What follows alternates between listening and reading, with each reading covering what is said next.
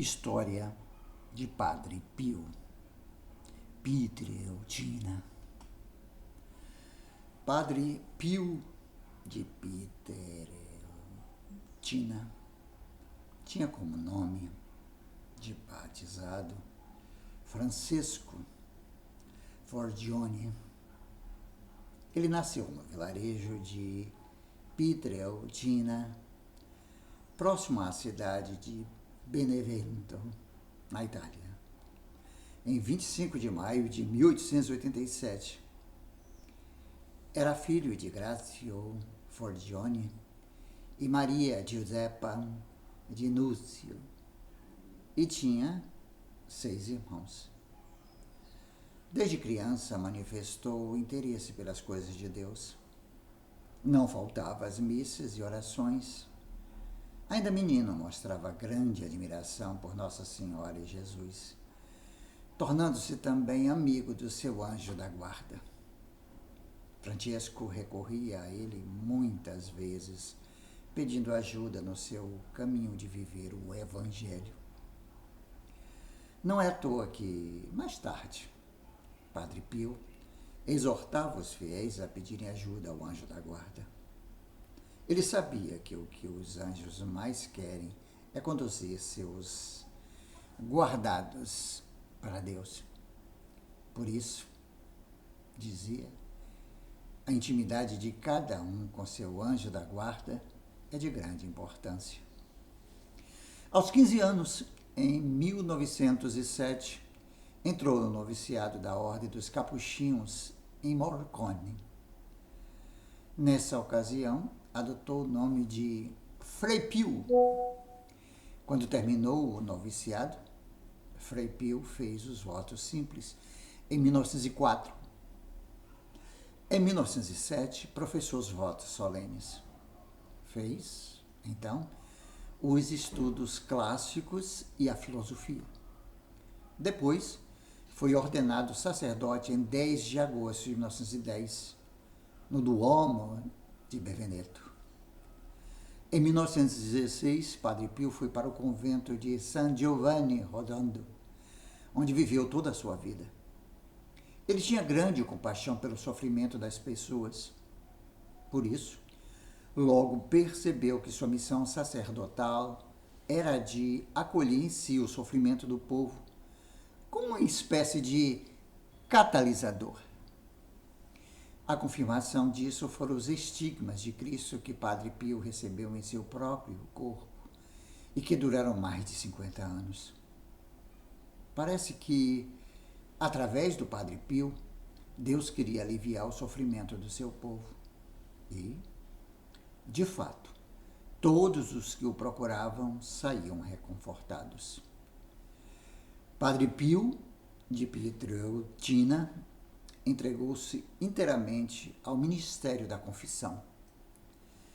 Ele sabia que esta era uma das maneiras mais eficientes e maravilhosas que Jesus Cristo deixou para aliviar os sofrimentos do coração e libertar das garras do demônio. Por isso, Padre Pio passava até 14 horas por dia no confessionário. Em muitos casos, quando o fiel não tinha coragem de confessar um pecado grave, Padre Pio revelava por inspiração divina. Isso ajudava muito dos fiéis se libertarem de seus males. Aliás, por isso, Padre Pio sofreu ataques terríveis do maligno. Foi torturado, tentado e testado muitas vezes, mas não esmoreceu. Padre Pio queria aliviar não somente o sofrimento espiritual das pessoas, mas também o sofrimento físico. Por isso, teve a inspiração de construir um grande hospital, que ele deu o nome de Casa Alívio do Sofrimento. Esta obra maravilhosa tornou-se referência em toda a Europa. Atendendo a um pedido do Papa, Padre Pio criou os grupos de oração, com o objetivo de aliviar os horrores causados pela Segunda Guerra Mundial no coração das pessoas. Esses grupos se tornaram células catalisadoras do amor e da paz de Deus no mundo cheio de sofrimento. Quando os grupos de oração celebraram os 50 anos, reuniu-se uma grande multidão em San Giovanni Rotondo para uma missa comemorativa. Esta foi a última missa e a última vez que os filhos espirituais do Padre Pio o viram. Na madrugada de 23 de setembro de 1968, na sua cela conventual, Padre Pio entregou seu espírito.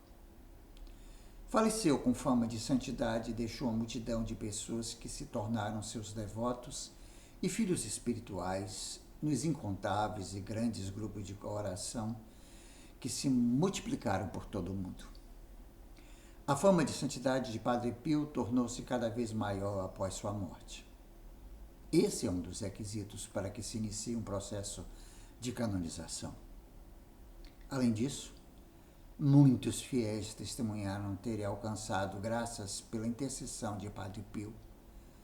Por isso, o processo de canonização do Padre Pio começou em 1982. Padre Pio foi beatificado em 2 de maio de 1999 e canonizado em 16 de junho de 2002 pelo Papa João Paulo II. Dali em diante passou a ser chamado São Pio de Pietrelcina e sua festa litúrgica é comemorada todos os anos no dia 23 de setembro. Além dos estigmas que tiveram duração de 50 anos, existem vários relatos atestando que Padre Pio tinha o dom da bilocação. Entre os tantos milagres atribuídos à sua intercessão está a cura de uma criança chamada Matteo Pio Colella. Sobre ele se desenrolou todo o processo de canonização do Padre Pio. O Papa Bento XV disse sobre ele: Padre Pio é um daqueles homens extraordinários que Deus envia de vez em quando à Terra para converter os homens. Papa Paulo VI disse: veja que fama ele alcançou.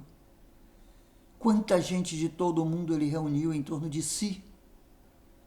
Mas por quê? Porque era um filósofo? Porque era um sábio? Porque dispunha de meios? Não.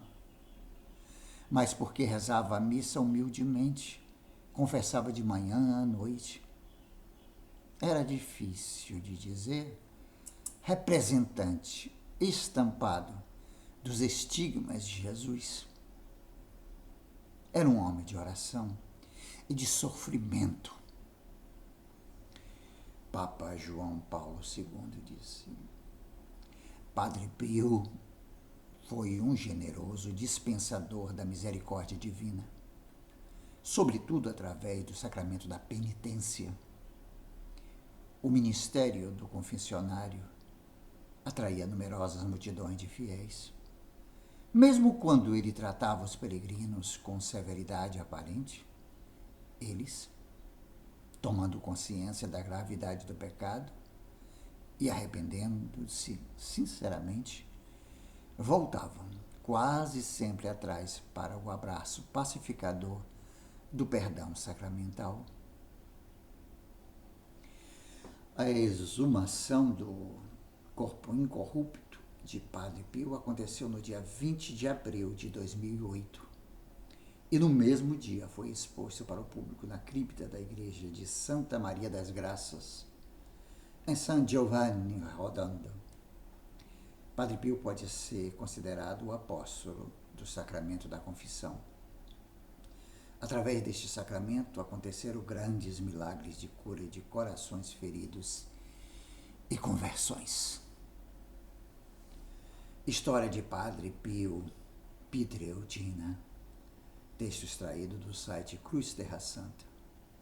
Se gostou deste vídeo, então curta, compartilhe, comente, se inscreva neste canal Jorge Lula Barreto e ative o sininho para receber as notificações. 2 vídeos novos curtos todos os dias, um pela manhã e outro à tarde. Espiritualidade, política, música, literatura, teatro, cinema, humor, amor, sexualidade, tudo junto e misturado, como a própria vida.